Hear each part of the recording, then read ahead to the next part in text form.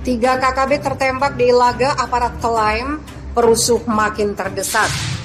Kontak tembak kembali terjadi antara aparat TNI Polri dengan anggota kelompok kriminal bersenjata ke distrik Ilaga, Kabupaten Puncak, Papua.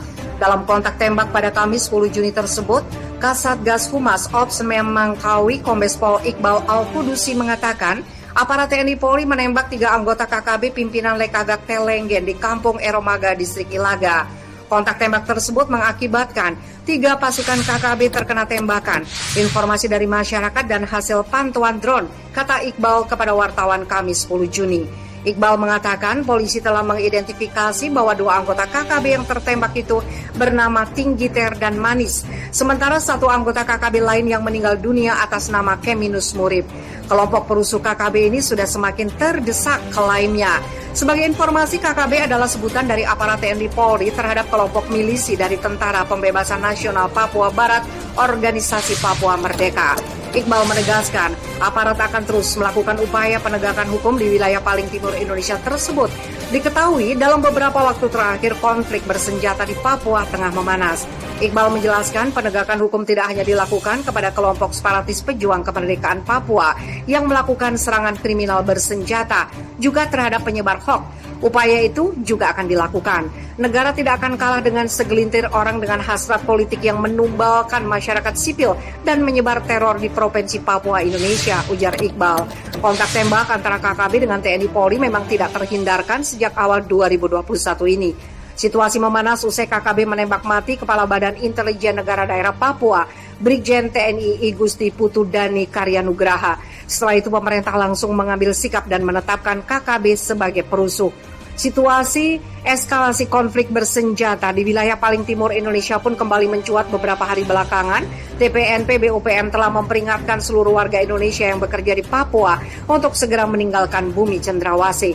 Ancaman itu dikeluarkan usai pihaknya menabuh genderang perang terhadap aparat TNI Polri secara terpusat di wilayah Ilaga, Kabupaten Puncak sejak beberapa pekan lalu. Sejauh ini cnnindonesia.com belum dapat mengkonfirmasi kepada jubir OPM mengenai kontak tembak dan korban yang jatuh di Ilaga tersebut.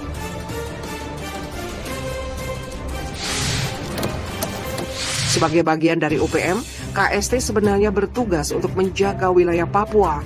Tapi sayang, karena mereka berkeyakinan bahwa Papua dijajah oleh Indonesia, mereka jadi menyerang aparat.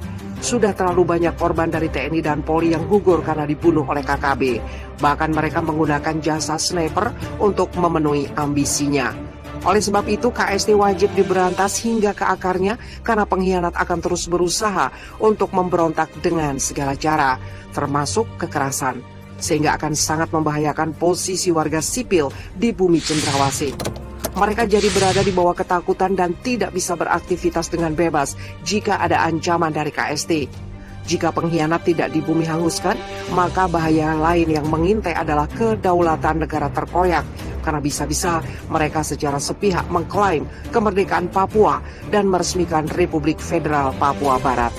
Bahayanya adalah KST dengan licik meminta dukungan dari luar negeri dan plating victim.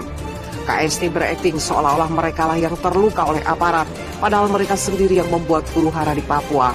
Lantas dibuatlah hoax dan konten provokatif yang isinya berkebalikan dari fakta. Namun netizen dari luar negeri tidak mengeceknya dan berkesimpulan bahwa KST yang terluka. Bisa jadi karena berita yang benar berbahasa Indonesia sedangkan mereka tidak mengerti. Jika hal ini dibiarkan akan sangat berbahaya karena nama baik Indonesia dipertaruhkan. Oleh karena itu, pertarungan dengan KST tidak hanya dilakukan di dunia nyata, tetapi juga di dunia maya. Tim Cyber Polri bisa memantau berita hoax atau konten provokatif mana yang diluncurkan oleh KST, lalu meminta Google untuk menghapusnya, karena terbukti itu palsu. Pemberantasan KST makin intensif dengan mengutus Satgas Memangkawi untuk meluncur langsung ke Kabupaten Puncak. Di sana memang daerah rawan konflik dan sudah sering ada serangan KST, baik kepada warga sipil maupun aparat. Dalam penyerbuan ditemukan 1 markas KST dan mereka langsung lari tunggang langgang. Sementara ini masih diselidiki markas KST yang lain karena kabarnya ada beberapa markas yang tersebar di pedalaman Papua. mereka memang sengaja membuat markas yang tersembunyi dari kejaran aparat karena sudah menguasai medan dan memiliki kamuflase yang bagus. Namun aparat tidak menyerah dan terus mengejar mereka sampai organisasi teroris ini bubar. Kelakuan KST sudah melewati batas ketika mereka membunuh banyak warga sipil dan berani menyerang aparat terlebih dahulu, bahkan mengutus sniper untuk melancarkan aksinya. Oleh karena itu, KST wajib diberantas agar tidak merajalela dan menakut-nakuti warga sipil Papua. Jika mereka sudah dibubarkan, maka keadaan di bumi Cendrawasih akan makin damai. Konflik itu sendiri telah terjadi pada Jumat 28 Mei lalu saat KKB membunuh Kepala Subsektor Oksamo, Pegunungan Bintang, Papua, Bribtu Marius Sanoy. Mereka mencuri 2 senjata laras panjang tipe SS-1 dan revolver dari markas polisi itu. Hanya saja tidak berselang lama polisi berhasil menemukan senjata yang dicuri itu di sekitar markas KKB yang berada di wilayah tersebut. Tidak hanya aparat, warga sipil juga menjadi korban. Pada Kamis 3 Juni, polisi menyebut KKB bertanggung jawab atas penembakan seorang tukang bangunan bernama Habil Halenti 30 tahun saat dalam perjalanan pulang dari kampung Erong Gobak, distrik Ilaga.